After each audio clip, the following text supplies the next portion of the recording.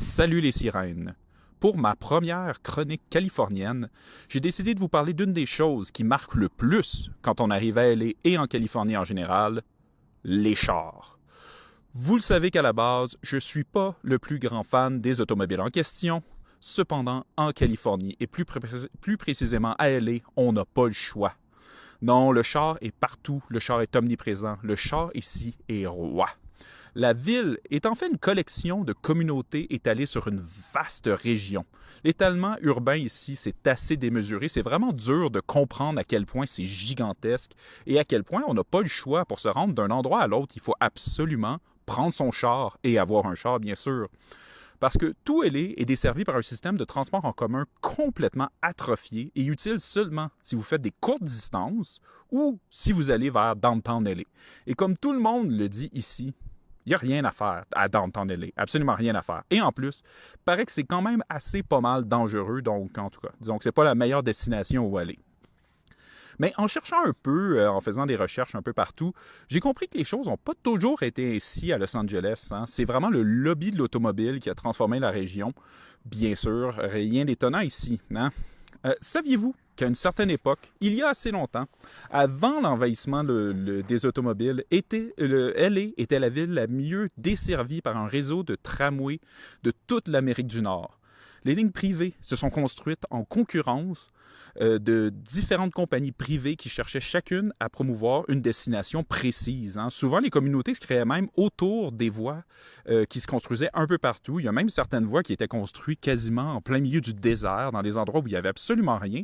Mais au fur et à mesure que les lignes étaient construites, graduellement, les gens venaient s'installer autour des voies de tramway qui étaient vraiment une marque de commerce de la ville à cette époque-là. Par contre, avec le temps et la désuétude, les lignes étaient trop nombreuses et les lignes étaient concurrentes. Et comme il n'y avait aucune planification globale, ces lignes-là ont fini par être abandonnées pour la nouvelle grande invention qui allait tout transformer. J'ai bien sûr nommé le char et sa meilleure amie, l'autoroute. Ah oui, l'autoroute qui a dû d'ailleurs tasser pas mal de monde, tasser pas mal de choses pour faire sa place. Hein?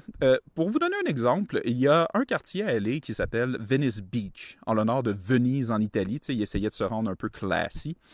Au début du 20e siècle, un développeur avait décidé d'y aménager des canaux, comme à Venise. Hein, c'était un peu l'idée de reproduire un peu la même chose.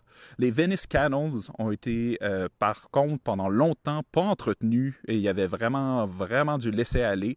Et ils sont vraiment passés super proches d'être pavés pour faire place à l'automobile.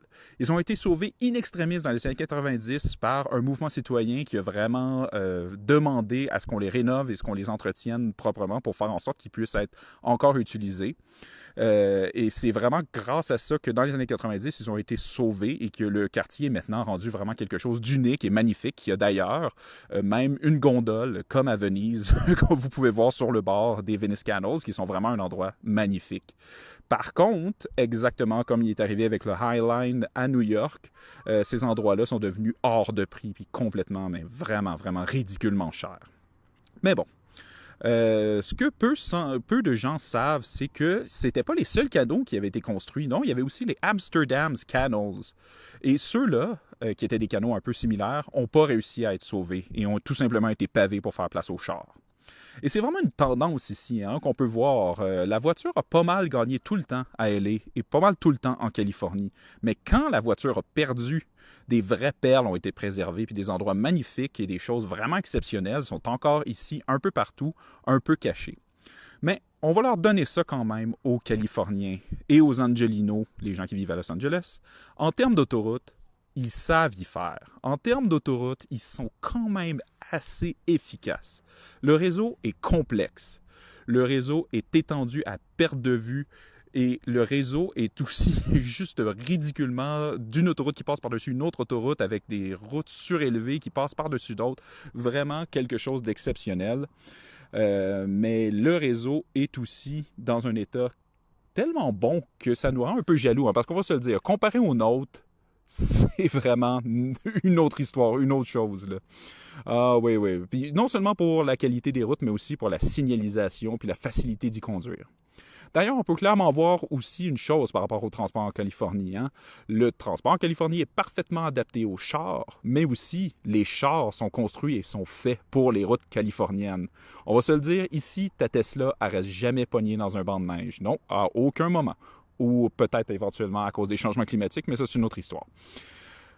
Mais bien sûr, ça n'empêche pas les milliers d'autoroutes en question d'être toujours systématiquement bloquées, et ce, particulièrement à Los Angeles, où c'est un vrai fléau.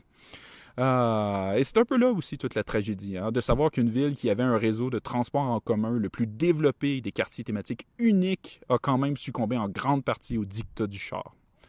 Mais bon, en conclusion, je ne sais pas trop de quoi la Californie aurait de l'air sans les chars, mais je peux vous garantir une chose, sans char ici, tu vas vraiment nulle part. Bon, d'ailleurs, il faut que j'embarque dans le mien. Je dois aller à ma prochaine destination. On se reparle bientôt, les sirènes. Au revoir.